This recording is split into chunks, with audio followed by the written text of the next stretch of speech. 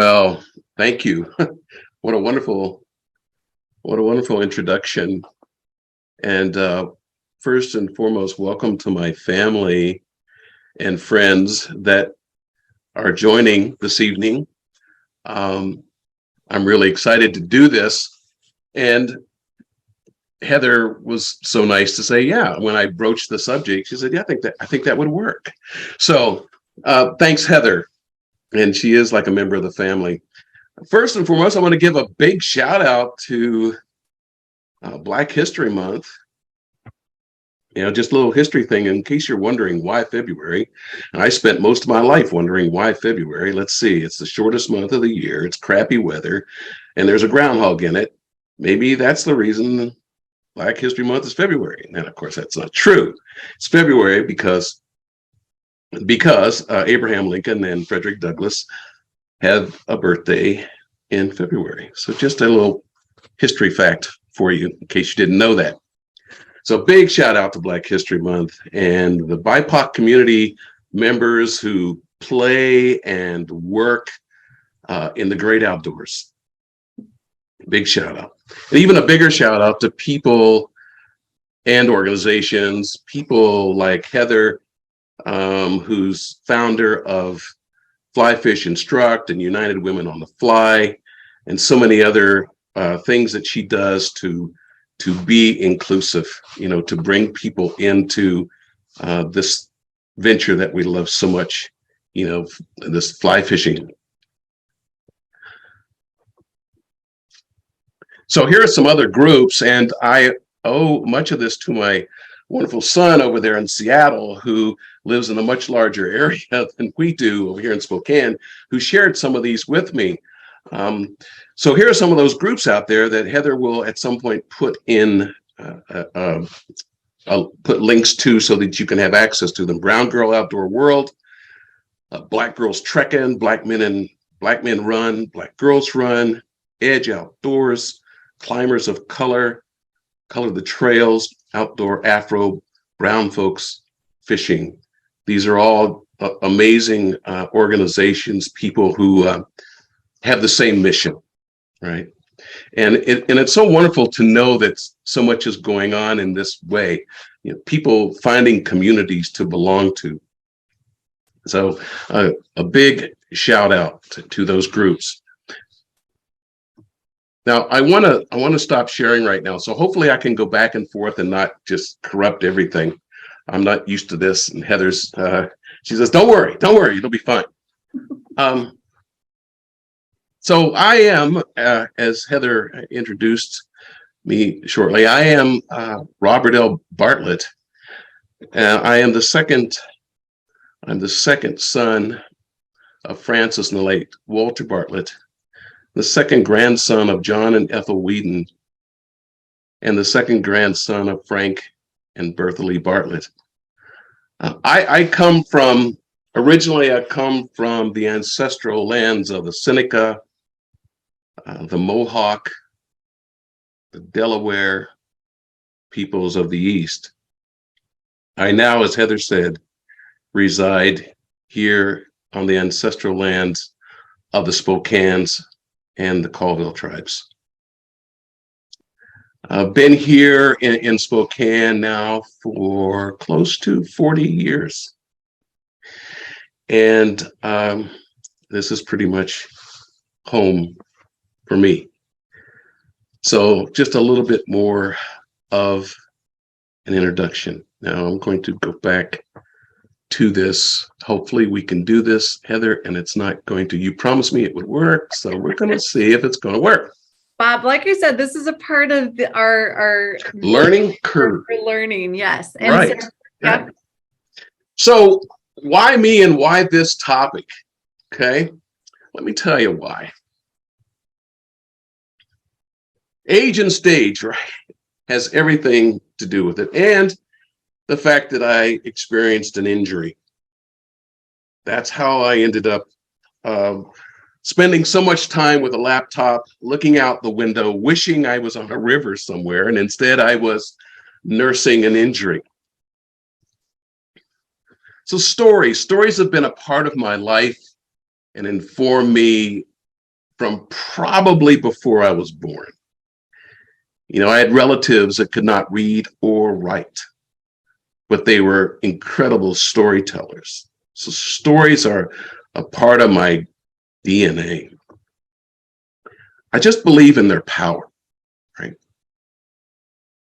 They give us something that, you know, they touch something in our core, and they can connect us spirit to spirit.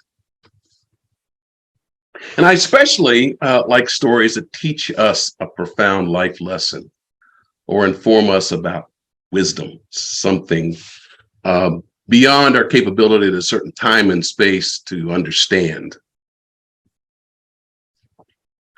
So one of the quotes that we have often heard is this one, you know, by the Greek philosopher. No man ever steps in the same river twice, for it's not the same river, and he is not the same man. Well, the picture is of my fly rod in the middle, I'm standing in the middle of a stream. And it just so happens that the story I'm about to tell you happened about, 150 yards downstream of where I took that photo. My friend Dan, who's on here somewhere, participating in this, my fishing buddy Dan and I fished this body of water probably, or we fish it alone 50 times over the summer. Same stretch of water, know it well. Every hole, rock practically in this stretch of water. He and I were leapfrogging down this very stream. I was stepping out of the river to pass him, go downstream so he could then eventually pass me. I stepped up on the bank, the river bank, with my right foot, and as I pulled my left foot out of the water, there was a loud pop. And within seconds, the pain reached my brain. A loud pop in my left knee. And as I staggered forward, I heard Dan say, "You okay?"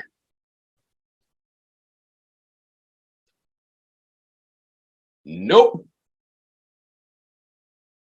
For a second, I think I was actually in shock.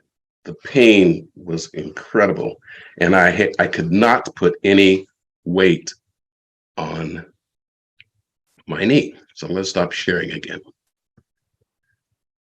So there we were, Dan and I, a mile. I know exactly how far. We know exactly how far I was. A mile upstream from my truck. And there was no way I was going to be able to continue to wade. So, what to do? Well, fortunately, I had my wading staff. Didn't need it for that stretch of water, but I had it. And Dan said, well, we got to get back to the truck. So with Dan's help, a lot of prayers, a lot of tears, a lot of moaning, we got back to the truck, made it back to town. The next day, I was in the urgent care where this very young doctor said, sounds like a meniscus tear. No problem. We fix those all the time. Okay. Well, that followed with a meeting with the surgeon's PA who did an MRI, first started with an X-ray, an injection of cortisone, 50 cc's of fluid drained off my knee, maybe 5 weeks of physical therapy, thinking that would relieve the discomfort. It didn't. So it was not good news. But here's the interesting part. So the PA finally said to me, I have to tell you that there's bad news and then there's bad news. Said, first of all, you actually have a root tear of your meniscus, and those are very hard to repair. So we can do it, But here's the thing. He said, the other news is, bad news, is we don't have good success with people your age. My age? My age? What are you talking about? Says, well, people over a certain age, the data just does not hold up, right? That, nope, this is going to be a problem. But not to worry. We can do we can shave off some of the meniscus. We can wash everything out. We'll go in and we'll clean up all the debris. And 3 weeks, you're back snowboarding or doing whatever you're doing. Now, he didn't know that I don't snowboard, but it was nice of him to say that. All right, the surgery happened. It was a major mess. It was more than they planned. They had to do more than they planned. And I ended up not walking in and walking out as they had planned. No, I woke up with crutches and a nurse explaining to me that I'm on non-weight bearing for the next 3 to 5 weeks. So that's the story. It happened on a river. It happened doing what I love to do. But then this whole realization that, wait a minute, a person my age, the data doesn't support fixing it. So what's the outcome? We're going to clean it up. Don't worry. Oh, by the way, and you're going to need a new knee.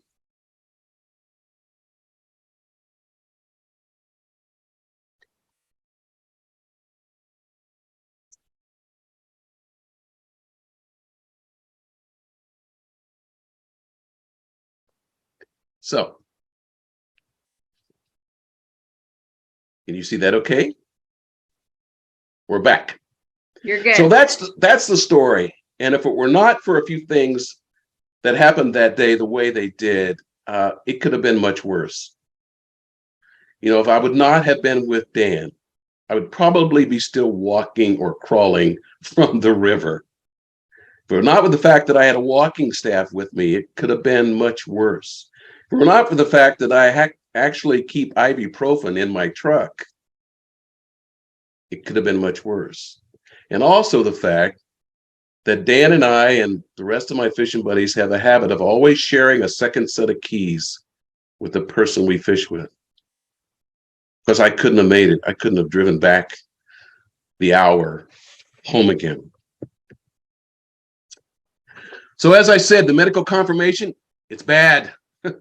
Long recovery ahead, and I'm still recovering, and I am still in rehab, and not sure how long I'll stay in rehab, but still working on it. But there's no way I'll be wading a river anytime soon. So as I sat and stared out the window and watched the beautiful days come and go, what to do with all this time that I have on my hands? So that was really the reason why this was even happening, because I started to think about, what did I learn from this experience and what could I pass on to others about this experience, right? So I really thought about finding a way to share my thoughts about life and friends and family, aging, and what we love to do so much. So what about this aging thing, right? Big question. How true is it? You're only as old as you think you are. Think about it. You probably said it a time or two, or at least you've heard it. People say you're only as old as you think you are. How true is it? Well, again, doing a little research, discovered that chronological age, of course, I'm kidding, it doesn't take a lot of research. Chronological age and biological age are not the same. You know, we're not the same size we were when we were born, right? Because we had all of these great genes and hormones working that helped us grow, and our muscles and our bones. And we go from, you know, I saw my beautiful granddaughter there, Ella, on her mama's lap a little bit ago. She's 1 year old. Look at that. Well, you're going to grow, baby. You're going to grow. We're all going to grow. But there's going to be a point in our evolution, right, where we stop growing, where those genes aren't firing, those hormones aren't firing the same. And when that happens, we start to go the other way. But you can remember back when you were 20 and 30. When I think about how I used to fish when I was in my 20s and 30s, it scares me. we used to follow goat trails and fishing canyons and go places we shouldn't and dance on rocks and cliffs and do all of that crazy stuff, right? But no. But this idea of chronological age and biological age, I also had to tell you, as I mentioned, my mother is upstairs. My mother will be 100 years old in October. 100. She's in her 100th year of being on this earth. Now, for anyone who's ever met my mother, they will quickly tell you she does not look or act her age. Heather knows her. People just marvel at her. She's sharp, witty, charming, beautiful, and she just keeps on. People say, well, you can't be really that old. Yes, she is.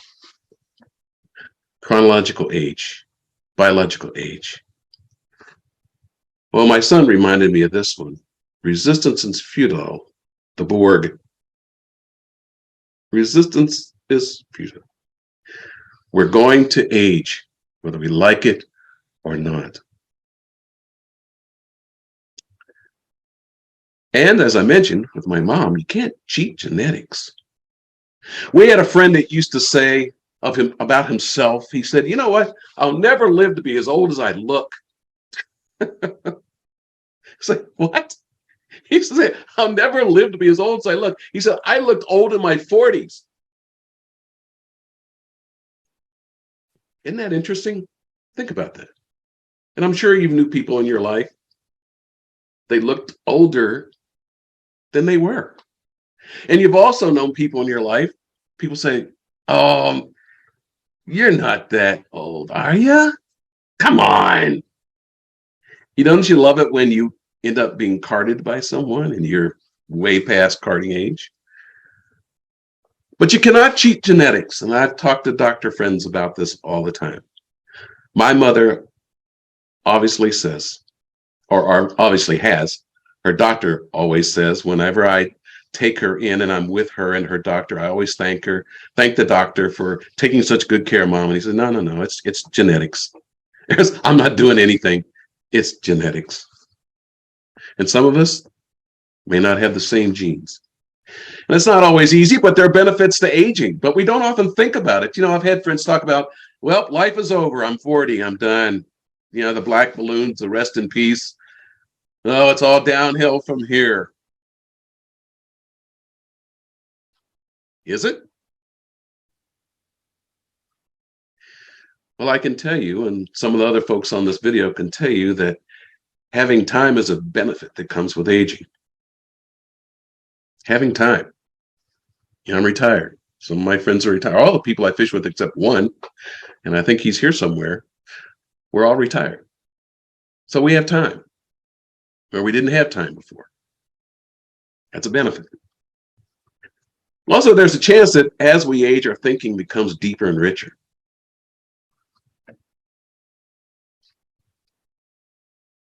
The other thing, really, the most important thing, I think, is the gift of life becomes center focused. Relationships become important. Experiences take on new meaning, as I say here. One of my favorite writers is Parker Palmer, and I would highly recommend, if anyone is at the same age and stage, I'm 73, you might want to pick up the book On the Brink of Everything, Grace, Gravity, and Getting Old. One of my favorite quotes in the beginning of his book is this one. He says, I've lost the capacity for multitasking, but I've rediscovered the joy of doing one thing at a time. My thinking has slowed a bit, but experience has made it deeper and richer. I'm done with the big and complex projects, but more aware of the loveliness of simple things. A talk with a friend, a walk in the woods, sunsets, sunrises, and a night of good sleep. But as time lengthens like a shadow behind me and the time ahead dwindles, my overriding feeling is great gratitude for the gift of life. gratitude is an interesting thing. I think I spent a lot of time in my younger years not really understanding that and being thankful for where I was, the people in my life, right? When we're younger, we're pretty center focused or very narrow in our thinking. But one of the things definitely that's happened in my years, and again, let me back up and say the reason why we're here now, and I'm talking to you, is because an injury forced me to slow down. It's you, Bob, no, you're not going to go fishing. You're not going to do the things. And the worst part about it is, my wife's upstairs, she'll testify to this. The worst part, I had to live upstairs. We live downstairs. My mother lives upstairs. But I couldn't do stairs. Well, guess where all of my fishing stuff is? All of my fly tying stuff, all of my rods, reels, lines, and everything down here. So there I was, stuck on the couch with my laptop and time on my hands. And that time led to thinking about the things I have to be thankful for. If you're like me, you can't imagine living and not fishing. You just can't. It's a struggle. My fishing buddy Dan, it's on here, is fond of saying God doesn't subtract days fishing from the total we are allocated at birth. So how about that? We're not just burning our days. Wading and casting the wild fish in beautiful places has become over time for me a spiritual experience. So that's where I am. Thankful for what it's given me, fishing, fly fishing in my life, and what it continues to give me.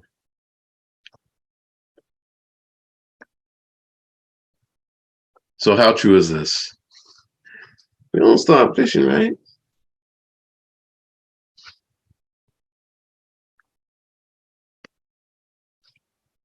Yeah. No, that's not me. Could have been. So again, what are some of the indicators that we're aging? Well, I have to be honest.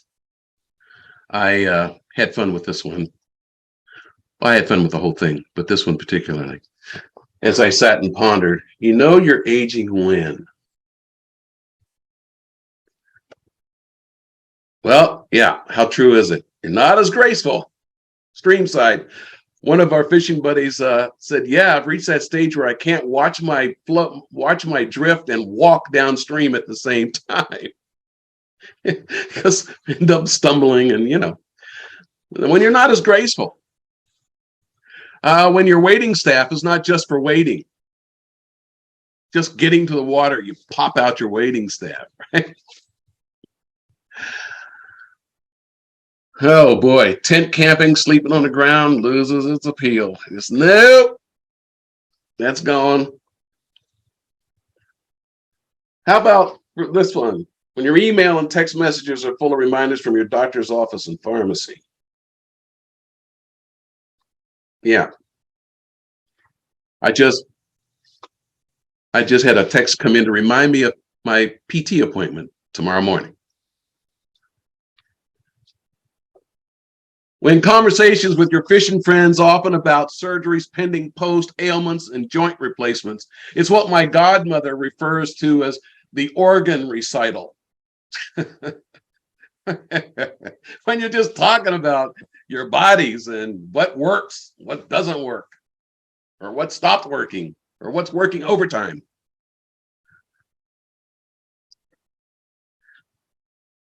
And Heather knows this one well about me. When size 18 smaller flies are left in the truck, no, not doing those. Have you ever used a size 18? Let's just, no. Okay, exactly. No. Have you ever used a dry fly? Let's go. Once. Yeah, exactly. By accident. When you have the luxury of not fishing weekends, that's a benefit.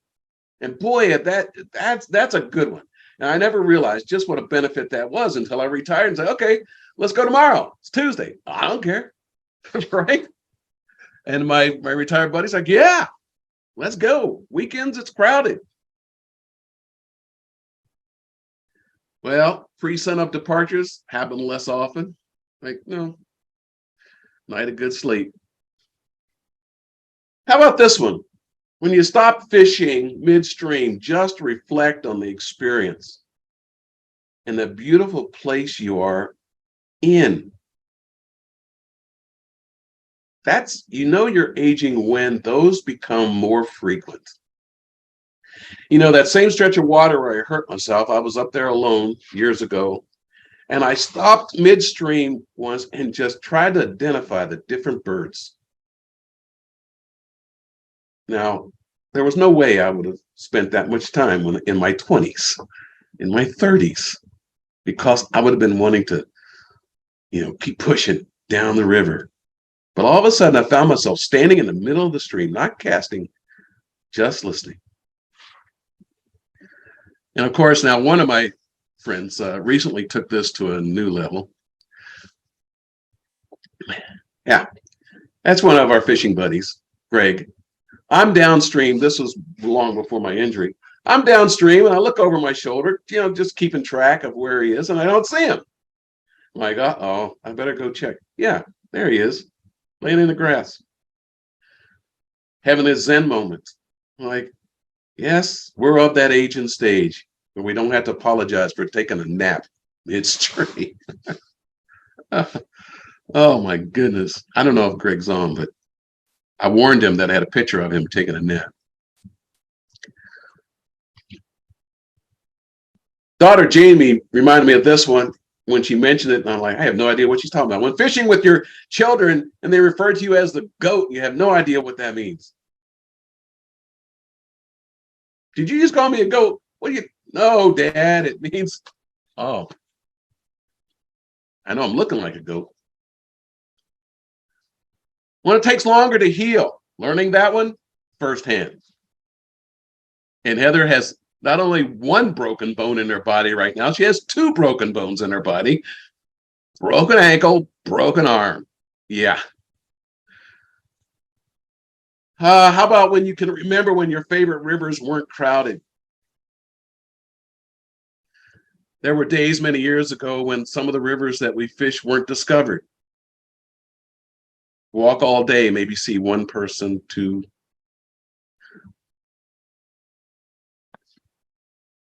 When being intentional in your life takes center stage, intentionality becomes a big thing. You realize that you have more years behind you than ahead of you. So if you're not intentional now, when are you going to be? Gratitude is felt equally for the big and small things in life, especially for friends and shared experiences. So I'm going to now share some slides fairly quickly with you as I sat and thought about the past year and maybe year and a half and some of my favorite photos that spoke to me as I was thinking about this time to be with you.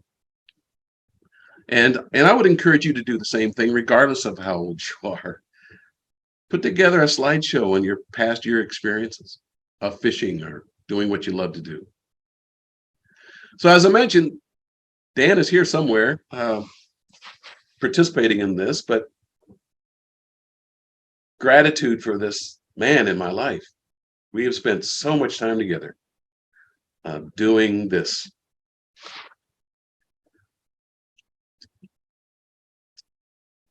Friend of ours in the middle lives over on the coast, took us out last year on his flats boat chasing sea run cutthroat. It was amazing. That's Captain Vic in the middle. That's us in his flats boat. There's Dan at the end there.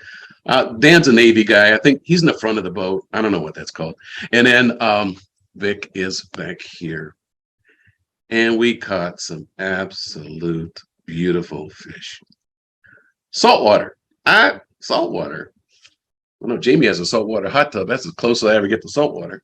But it was such a wonderful experience. Much to be grateful for. And our favorite place in the world is Port Townsend, Washington. For some of you who don't know where that is, you should come over and go there sometime. It's an old shipbuilding town. It's just very, very charming. But Dan and I have been there many times chasing sea runs. There's Dan at the top.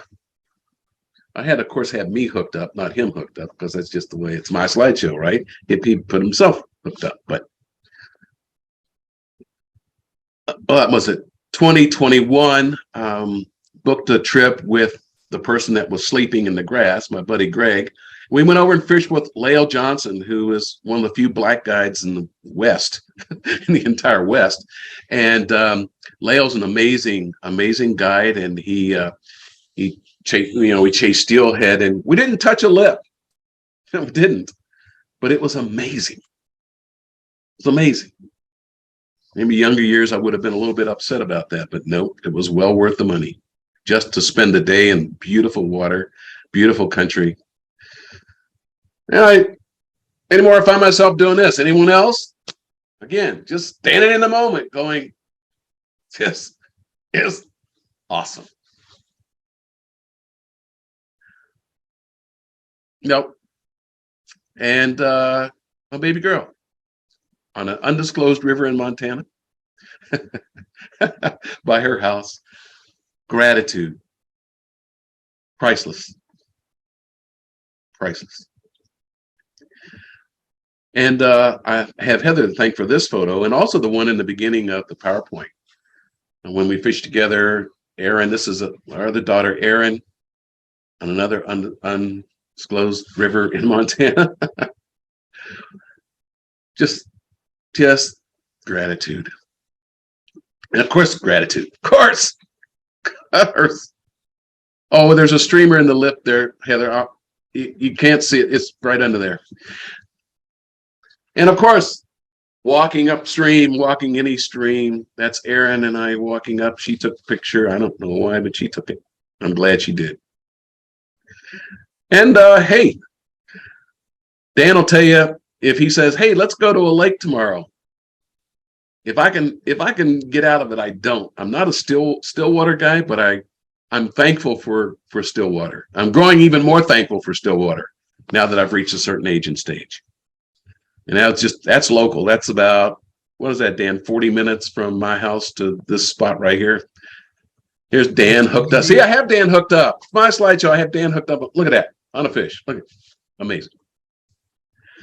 But also, you know what? I had a wonderful experience, and this is just my story, but I had a wonderful opportunity this October to go back to my home water, my hometown. The last time I was in my hometown was 12 years ago on my home water. But I had family business, and so spent much of October, a lot of it with son John, who's up there in his gym in Seattle, sitting there, to get the home place ready to sell. And it was an amazing experience.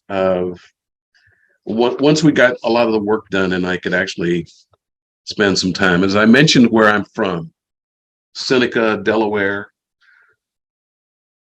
ancestral lands, son John pointing to the very spot where my hometown is. John Denver made West Virginia famous by saying it's almost heaven. Well, John never lived there, but it is a beautiful place. So this actual painting of my hometown, it was in the coffee shop. We used to have coffee in every morning, he and I, before going to work. And this is a beautiful picture. I asked if it was for sale, and they said absolutely not. But anyhow, my home water runs right along where the mountain meets the houses. And my grandparents and my great-grandparents lived right on it. You walked out their front door, you crossed the street, and you stepped into the creek. I don't know if you've ever heard of the person Henry Louis Gates Jr. of Harvard, but he grew up in the same area, 5 miles away. My parents knew we grew up together. My parents knew his parents, grandparents, very, very close. Well, he went on to Harvard, but anyhow, he wrote a book called Colored People early in his career, And in it, he talks about growing up there, and he talks about, of course, it's all about Black folks, colored people. And here's an interesting quote that really defines my experience. I never knew, he said, colored people anywhere who were crazier about mountains and water, flowers and trees, fishing and hunting. For as long as anyone could remember, we could outhunt, outshoot, and outswim the white boys in the valley. That is a fact. That is a fact. He did a great job describing our lives then. So this is a picture of my dad, the tall, skinny, very light-skinned person over here. My dad was actually genetically more white than Black, but he lived his entire life among Black folks and serving Black folks. And my mother, who's upstairs, this was about 1953, and my older brother, and there's yours truly. This man loved to fish, loved to hunt, and he taught my brother and I everything he knew. My grandma, my mother's mother, in 1959, give or take, yours truly.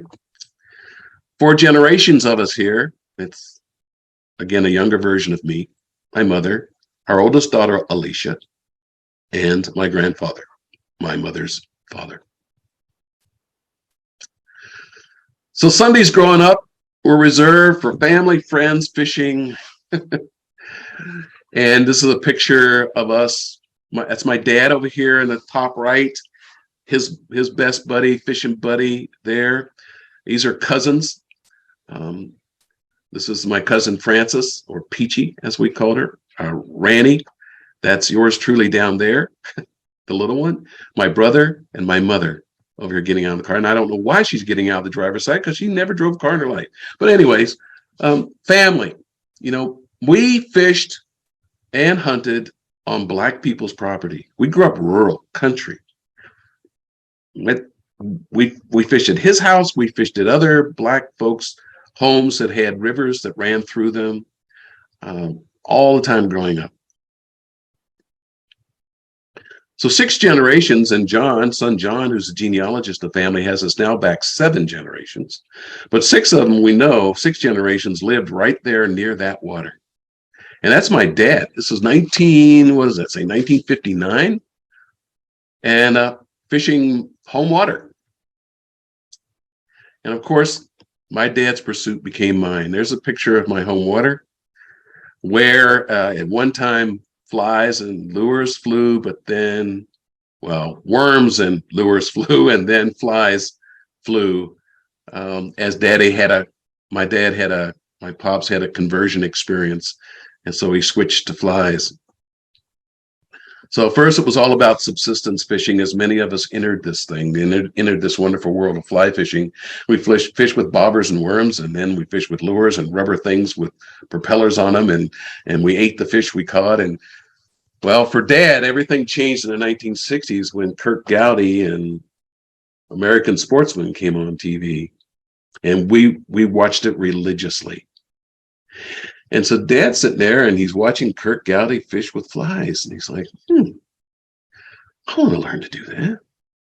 And for selfish reasons, right? Because if you're a bait fisher, you can only fish as long as your bait holds out. And he's going, we can fish all day. We can just catch and release these fish. We just stay out there longer. And then at the end of the day, we'll keep some. All right. So that's how it started for me, following Dad and Kirk Gowdy. And this is Pop with a stringer full of fish, taking them home to my mother. It's ironic that my dad and I, neither one of us like to eat fish. So Mom had all these to dinner. But Dad was an incredible outdoors person. And we had no choice. We went. And people ask me, well, how long have you been fishing or outdoors, hunting, whatever? And it's like, I don't remember not. I don't. Seriously, I don't. I remember stumbling over logs and sticks and Dad dragging us off into the woods or on a river when I was too small to know what was happening. And the crazy thing about Pops is Pops was born with a hole in his heart. And so for years he was kept home. Well, the hole healed. Jamie, I don't know if You could talk about the technical aspects of this because she's an ICU person, or Heather. But he passed his physical for the Army, went off to war, came back and hiked and camped and fished and drug us all over and didn't miss a step. So there are definite benefits to aging. Gives us more time. Again, what about this aging? Well, in my experience anyway, it's come with a deeper understanding in the things we do, or things I do, and why I do them. Lots of time for discernment. Hopefully it leads to sound judgment. It's an opportunity to teach others what it means to slow down. You know, we're talking about how at a certain age, again, and stage, for some of us, we begin to think we're aging out of the sport or aging out of whatever the activity is we're doing. And that can come with some consternation, or you're like, get all bummed out, like, dang, it's a bunch of young people and here I am. Well, I can tell you there's benefits that come with aging. It's not all bad, because now you have age on you. You have lived experience on you. You've been there and done that. And they haven't. And so thankful the way things were and are, and being able to share that with younger people, how cool is that? Right? How cool is that? For me, in my case, the gift of Black folks in my life, the gift of family, growing up, and the patience of my pops while streams, I'm grateful for all of it. I wouldn't be who I am.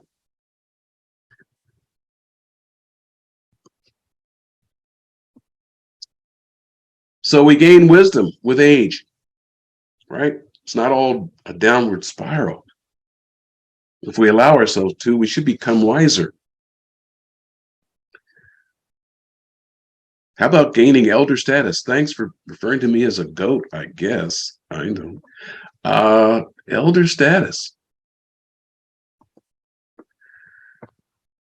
How about the way we carry ourselves, especially outdoors? It begins to speak volumes. We don't have to speak as many words as we used to. People just hopefully know that we're legit, that we're a person of integrity and passion and all of that. Just by the way we walk, how we carry ourselves. I carry myself with a limp right now. I don't know what that means. Thankfulness for the gift of companions. I am who I am, again, because of companions in my life and gaining new ones.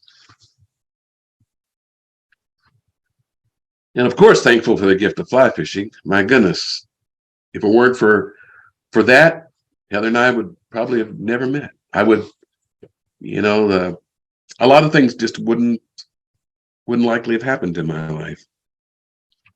And she knows how much I bother her with questions every day when I can catch her, like, what about this? What about that? I've been doing it longer, but she's been doing it smarter.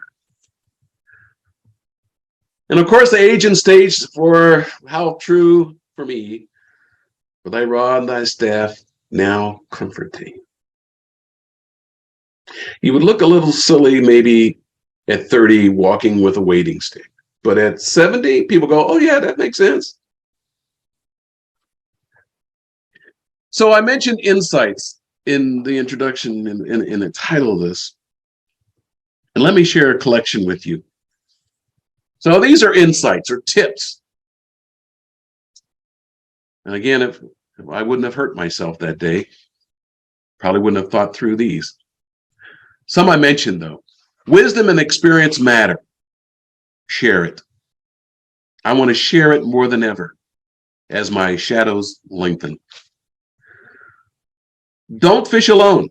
At a certain age and stage, we just shouldn't do that. It's not wise. As I mentioned, always carry a wading staff, regardless of the depth or flow. And I mentioned this one, give your fishing companion a spare set of keys to the truck or car. Carry drugs with you, legal ones. Anti-inflammatories, I'm talking now. All right. Not in this book. Don't ever take your days or health for granted. I never imagined stepping out of 6-inch deep water would have such a life-changing effect on my body. And Heather, when she broke her arm, slipped on some dry leaves walking down the hill, wasn't even fishing. And she broke her arm. Like, what? And the doctor said, oh, don't worry, it'll heal. And you're like, right. Mm-hmm. So don't take it for granted. We never know. Step off a curb, life-changing. Fish smarter and not harder. As I think about some of my younger companions and how they fish, right? I used to do that. I used to swim across rivers to get to the other side and boulder, leap and hop and, right, as I mentioned, go down goat trails to get to where I wanted to get, not even thinking about how hard it's going to be to come out. There's a certain point where we got to accept that it's not a smart choice. So fishing smarter, not harder. Listen to our bodies. Start to listen to our bodies more and closely and know the warning signs. Dan could tell you, he's here somewhere. Dan could tell you he almost died fishing alone. Shouldn't have been in the heat of the day and fighting tall grass in weight and having his waders on. And he, it was real iffy. But we got to learn to listen to our bodies, particularly when we reach a certain age and stage, right? Because the goal is to keep fishing and give back more than you take. We take a lot from this experience. We've taken a lot and we will continue. But at this point in my life anyway, I am dogged by what can I give back? What can I give back? And, Jerry White is on here. He's our Spokane River keeper. I don't know if I've ever told him this personally, but how grateful I am to be a part of that organization because it gives me an opportunity to give back. So thanks, Jerry, for that opportunity because I truly, truly enjoy the work and working on the board. So final thoughts on this aging. And I hope some of what I've had to say or in my final slides here has encouraged you to do something, in regards to your own life and your own evolution of fly fishing and aging, or at least think about some things in a different way.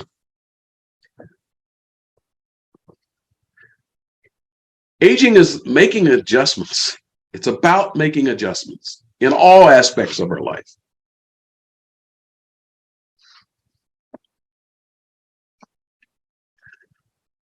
It's also about celebrating the now. Back to that earlier quote, for I am not the same as I was when I was 20, 30, 40, 50. I'm not the same. And when I was home this October, as I mentioned, back on my home water, not only was I able to look at myself in the mirror and realize that I'm not the kid who left this place in 1968 and never returned, the river has changed dramatically. My home water has changed dramatically. And it's not the same at all. The place that I grew up fishing, the place of my grandparents, great-grandparents, great-great-grandparents. Not even close. One of the things that affected that water is dams. We don't have time to go into that. Well, and also stocking programs. We don't have a chance to talk about that either. But aging means celebrating the now, for I am not the same, and neither are our rivers, streams. They're not the same.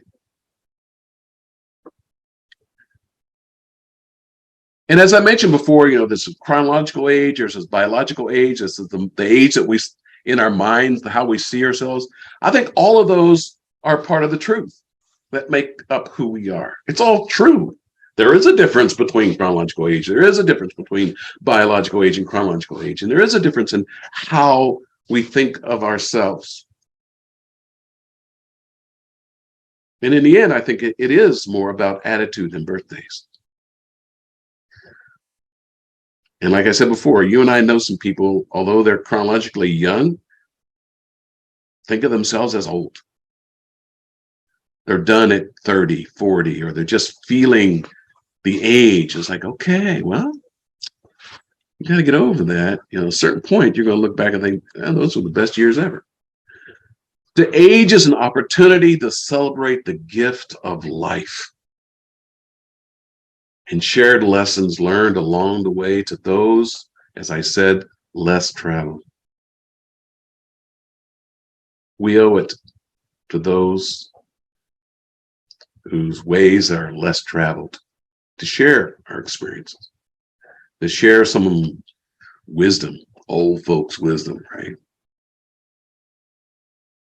And it's so much what I love about, again, hanging out with Heather, but hanging out with my children on a river or my grandkids on a river. It's like, this is what it's supposed to be. This is what this aging thing is supposed to be. Passing on the love for being outdoors and enjoying this beautiful. See, you can see I'm sitting at my ranch right here. Being out there, the whole idea of less screen time, more green time is real.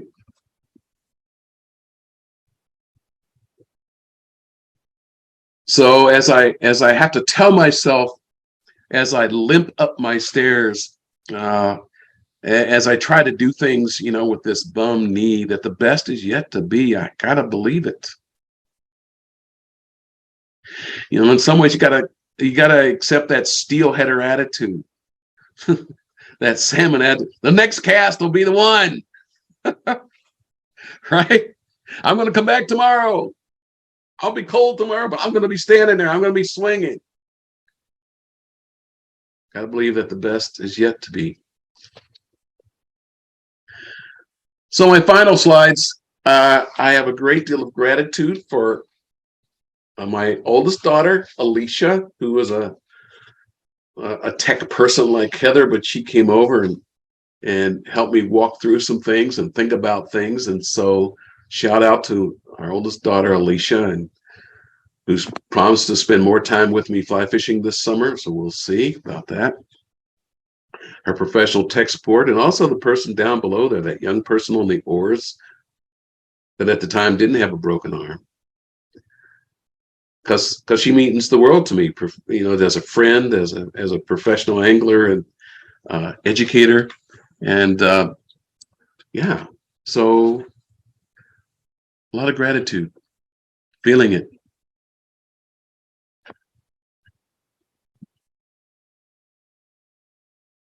So there you have it. That's what I wanted to share with you. And I thank you so much, all of you, for hanging in there. Family. We're all family in this. We takes a village to do the work, and we're all about the same thing. So let's keep on keeping on here, and so that our grandkids will have fish to catch and clean water to drink. Because if we don't do it, who's going to do it? Absolutely. Right. All right, everybody. Well, it's a pleasure. Nice to meet everyone. I'm going to go upstairs now and spend time with my wonderful mother and wife, and wish you all a good night. And thanks again, Heather, for all your hard work. You're holding my hand through all this stuff and encouraging me. Really appreciate it. We're learning together, Bob. We're learning together.